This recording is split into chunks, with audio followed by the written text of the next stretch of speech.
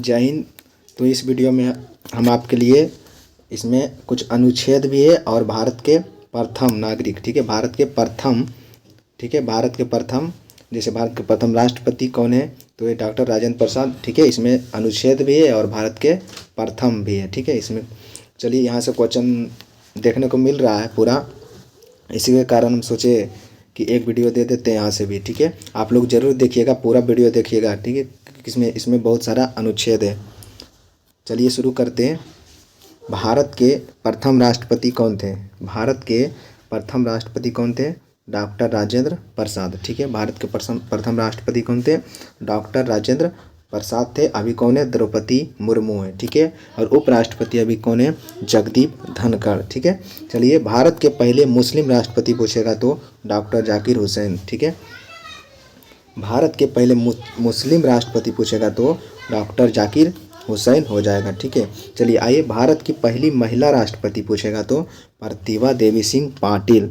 भारत की पहली महिला राष्ट्रपति प्रतिभा देवी सिंह पाटिल, ठीक है, जो कि ये अब दूसरी महिला बन गई है। एगो दूसरी महिला द्रौपदी मुर्मू हो गई है, तो ये पहली हो गई, वो दूसरी हो गई, ठीक है। चलिए आगे देखते हैं। भारत की पहली महिला राष्ट्रपति तो हो गया प्रतिभा देवी सिंह पाटिल। भारत की पहली आदिवासी महिला राष्ट्रपति पूछेगा तो द्रौपदी मुर्मू, ठीक है। भारत की पहली आदिवासी महिला राष्ट्रपति द्रौपदी मुर्मू हो जाएगा। चलिए आगे, अनुच्छेद किस अनुच्छेद में भारत का एक उपराष्ट्रपति होगा, जिसका उल्लेख अनुच्छेद 63 में वर्णन कि भारत में एक उपराष्ट्रपति होगा। किस अनुच्छेद में? अनुच्छेद 63 में, ठीक है। अनुच्छेद 63 में उसका वर्णन किया गया है। चलिए आइए आगे, उपराष्ट्रपति राज्यसभा का पदेन सभापति होंगे। उपराष्ट्रपति राज्यसभा के पदेन सभापति होंगे उल्लेख किया गया किस अनुच्छेद में? तो अनुच्छेद 64 में। उपराष्ट्रपति राज्यसभा का पदेन सभापति होंगे उल्लेख किया गया अनुच्छेद 64 में, इसका उल्लेख किया गया अनुच्छेद 64 में। उपराष्ट्रपति राज्यसभा का पदेन सभापति होंगे उल्लेख किया गया अनुच्छेद 64 में, इसका उल्लेख किया गया है, ठीक है। चलिए आगे, भारत के उपराष्ट्रपति के चुनाव में शामिल होते हैं। भारत के उपराष्ट्रपति के चुनाव में शामिल कौन होते हैं? तो संसद के दोनों सदनों के निर्वाचित एवं मनोनीत सदस्य। संसद के दोनों सदनों के निर्वाचित सदस्य एवं मनोनीत सदस्य, ठीक है। इसका भी चुनाव एकल संक्रमणीय मत पद्धति के द्वारा किया जाता है। चलिए आगे, भारत राष्ट्रपति को सहायता और सलाह प्रदान करने हेतु मंत्रिपरिषद का उल्लेख किया गया है। मंत्रिपरिषद का उल्लेख 74 में है, ठीक है। मंत्रिपरिषद 74 में, और पूछ लेगा आपसे प्रधानमंत्री, तो प्रधानमंत्री 75 में, ठीक है। प्रधानमंत्री 75 में, यह वर्णन यहाँ लिखा हुआ प्रधानमंत्री 75 में है, ठीक है। चलिए आगे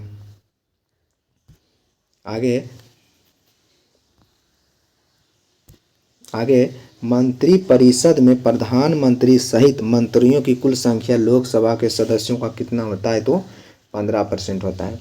मंत्रिपरिषद में प्रधानमंत्री सहित मंत्रियों की कुल संख्या लोकसभा के सदस्यों का कितना होता है?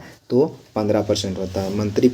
मंत्रिपरिषद सहित, ठीक है, मंत्रिपरिषद सहित मंत्रिपरिषद को मिलाकर उसके लोकसभा के सदस्यों की कुल संख्या 15% होता है।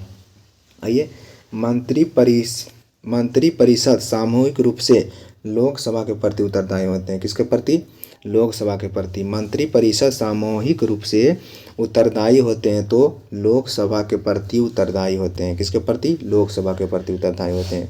आइए, मंत्रिपरिषद, अगला क्वेश्चन है, मंत्रिपरिषद व्यक्तिगत रूप से उत्तरदायी होते हैं तो राष्ट्रपति। मंत्रिपरिषद सामूहिक रूप से उत्तरदायी पूछेगा तो लोकसभा के प्रति, ठीक है। मंत्रिपरिषद सामूहिक रूप से उत्तरदायी पूछेगा तो लोकसभा, और मंत्रिपरिषद व्यक्तिगत रूप से पूछेगा तो राष्ट्रपति। आइए अगला क्वेश्चन है,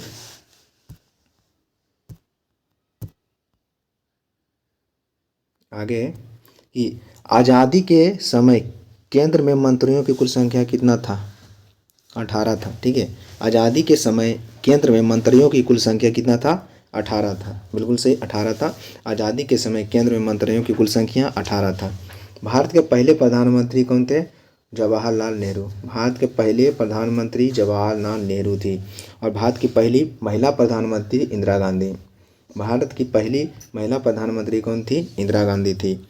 और ऐसे प्रधानमंत्री जो लोकसभा में उपस्थित नहीं हुए थे, चौधरी चरण सिंह, जो कि लोकसभा में उपस्थित भी नहीं होते, वो कौन थे? प्रधानमंत्री चौधरी चरण सिंह थे।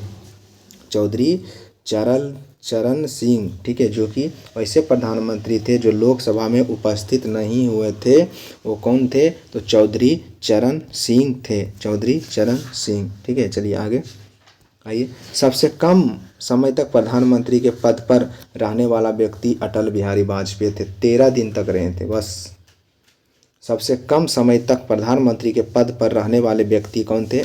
अटल बिहारी वाजपेयी। अटल बिहारी वाजपेयी लगभग मात्र 13 दिन ही तक रहे थे, ठीक है।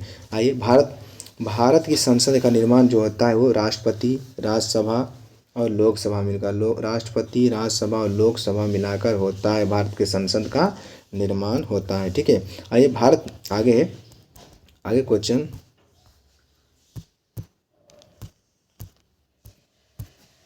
आगे क्वेश्चन है अनुच्छेद, ठीक है। भारतीय संसद का उल्लेख किसमें है?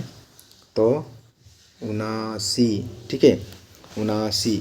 और इसमें राज्यसभा का उल्लेख अनुच्छेद 80 और लोकसभा 81। इसका ट्रिक है सरला, ठीक है। इसका ट्रिक आज रख लीजिए। सरला सो से क्या हो गया? संसद 79 और र से क्या हो जाएगा? राज्यसभा 80 और ला से हो जाएगा लोकसभा 81। लोकसभा 81 हो जाएगा। आ जाइए, राज्यसभा को क्या कहा जाता है? तो राज्यसभा को उच्च सदन कहा जाता है। राज्यसभा को उच्च सदन कहा जाता है, लोकसभा को निम्न सदन। राज्यसभा को क्या कहा जाता है? उच्च सदन, और लोकसभा को निम्न सदन कहा जाता है, ठीक है। और राज्यसभा में सदस्यों की कुल संख्या कितना है? राज्यसभा में सदस्यों की कुल संख्या 250। राज्यसभा में सदस्यों की अधिकतम संख्या 250 और लोकसभा में सदस्यों की अधिकतम संख्या 550। लोकसभा में सदस्यों की अधिकतम संख्या कितना हो सकता है? तो 550 हो सकता है। और राज्यसभा में सदस्यों की अधिकतम संख्या कितना हो सकता है? 250 और लोकसभा में सदस्यों की अधिकतम संख्या 550, ठीक है। आइए, राज्यसभा के सदस्यों का कार्यकाल कितना होता है? राज्यसभा के सदस्यों का कार्यकाल 6 वर्ष का। राज्यसभा के सदस्यों का कार्यकाल 6 वर्ष तक होता है, ठीक, 6 वर्ष। आइए, लोकसभा में अनुसूचित जातियों के लिए कितने सीटें आरक्षित है? कितना सीट है? 84 सीट। लोकसभा में अनुसूचित जातियों के लिए कितना सीट आरक्षित है? तो 84 सीट आरक्षित है। और लोकसभा में अनुसूचित जनजाति के लिए पूछेगा तो कितना? 47 सीट। लोकसभा में अनुसूचित जनजातियों के लिए कितना सीट है? तो 47 सीट है। और लोकसभा में अनुसूचित जाति के लिए पूछेगा तो 84, अनुसूचित जनजाति के लिए पूछेगा तो 47 है, ठीक है। आगे क्वेश्चन है, किस संविधान संशोधन द्वारा भारत में मताधिकार की आयु को 21 वर्ष से घटाकर 18 वर्ष कर दिया गया?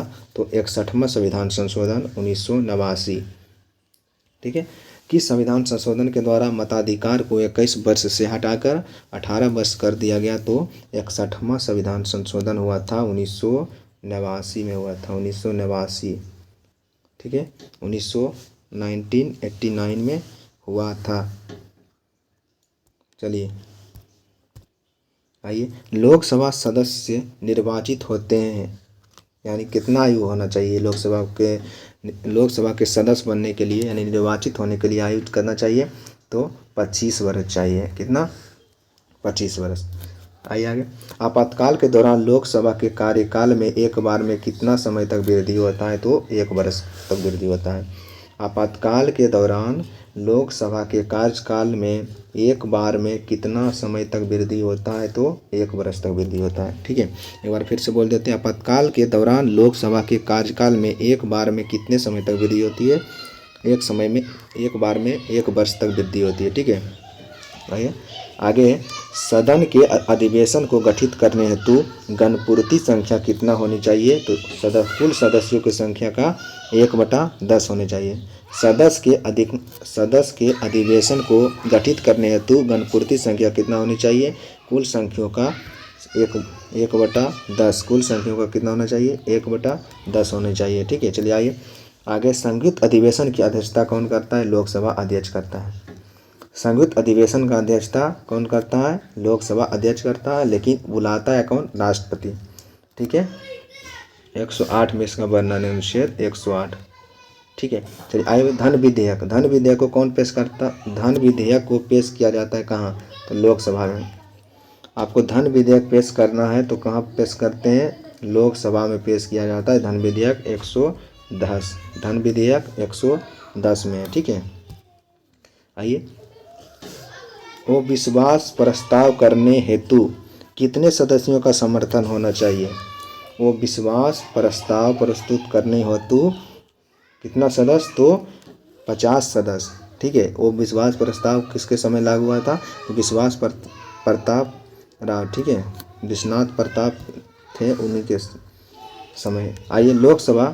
लोकसभा अध्यक्ष शपथ लेते हैं।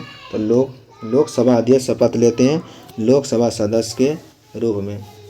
लोकसभा अध्यक्ष शपथ लेते हैं लोकसभा सदस्य के रूप में लेते हैं। ठीक है, किसके रूप में लेते हैं? लोकसभा के सदस्य के रूप में लेते हैं। ठीक है, चलिए कुछ और बचा हुआ है आगे। लोकसभा अध्यक्ष अपना त्यागपत्र किसे देता है? लोकसभा अध्यक्ष अपना त्यागपत्र देता है लोकसभा के उपाध्यक्ष को। लोकसभा अध्यक्ष अपना त्यागपत्र लोकसभा उपाध्यक्ष को देता है। ठीक है, और लोकसभा के पहले उपाध्यक्ष कौन थे? तो गणेश वासुदेव मालंकर। लोकसभा के पहले अध्यक्ष कौन थे? लोकसभा के पहले अध्यक्ष पूछेगा तो गणेश वासुदेव मालंकर थे। ठीक है, और लोकसभा की पहली महिला अध्यक्ष पूछेगा तो मीरा कुमार। ठीक है, लोकसभा की पहली महिला अध्यक्ष मीरा कुमार। ठीक है, यहाँ क्वेश्चन पूछ रहा है, आप देख लीजिएगा। क्वेश्चन पूछा हुआ है, सारा क्वेश्चन पूछा हुआ है, आप लोग देख लीजिएगा। नहीं देखें तो सारा क्वेश्चन पूछा है। ठीक है, किसी संसद सदस्य की योग्यता और अयोग्यता से संबंधित विषयों पर अंतिम निर्णय कौन लेता है? तो चुनाव आयोग के सलाह पर राष्ट्रपति। किसी संसद सदस्य की योग्यता और अयोग्यता से संबंधित विषयों पर अंतिम निर्णय कौन लेता है? तो चुनाव आयोग के सलाह पर राष्ट्रपति लेता है। ठीक है, चलिए आगे। कोई सदस्य कितने दिनों तक बिना अनुमति के संसद के अधिवेशनों या कार्यवाही में अनुपस्थित रह सकता है? तो उसकी जो संसद की सदस्यता समाप्त हो जाता है वो 60 दिन तक अगर अनुपस्थित रहेगा बिना बताए हुए तो उसका संसद की सदस्यता खत्म हो जाता है। ठीक है, चलिए आगे। भारत सरकार का मुख्य विधि अधिकारी होता है। तो मुख्य विधि अधिकारी न्यायवादी होता है। ठीक है, जिसका वर्णन अनुच्छेद 76 में है। ठीक है, इसका नियुक्ति राष्ट्रपति द्वारा किया जाता है। अनुच्छेद 76 में इसका वर्णन है। आइए आगे। भारत सरकार का मुख्य विधि अधिकारी महान्यायवादी होता है, तो बता दिए। और किसे संसद के किसी भी सदन में बोलने अथवा शामिल होने का अधिकार है परंतु मत देने का अधिकार नहीं है? तो महान्यायवादी को नहीं है। ठीक है, किसी संसद के किसी भी सदन में बोलने तथा शामिल होने का अधिकार है परंतु मत देने का अधिकार नहीं है, तो महान्यायवादी का नहीं है। महान्यायवादी का नियुक्ति राष्ट्रपति करता है, बता दिए थे। अनुच्छेद 76 के तहत इसका नियुक्ति किया जाता है राष्ट्रपति के द्वारा। आइए आगे सार्वजनिक धन का संरक्षण माना जाता है तो नियंत्रण महालेखा परीक्षक को। नियंत्रण महालेखा परीक्षक को शायद इसका वर्णन अनुच्छेद 146 में किया गया है। ठीक है, सार्वजनिक धन का संरक्षण माना जाता है, नियंत्रण महालेखा परीक्षक को माना जाता है। नियंत्रण महालेखा परीक्षक अपना जो प्रतिवेदन किसे सौंपता है? तो ये राष्ट्रपति को। नियंत्रण महालेखा परीक्षक अपना प्रतिवेदन राष्ट्रपति को सौंपता है। ठीक है, आगे। भारत की संचित निधि का उल्लेख 266 में, आकस्मिकता निधि 267 में। ठीक है, आकस्मिकता निधि 267, संचित निधि 266 में। ठीक है, इस वीडियो में इतना ही। आप लोग लाइक नहीं किए तो लाइक और सब्सक्राइब कर दीजिएगा। ठीक है। अगर वीडियो अच्छा लगा तो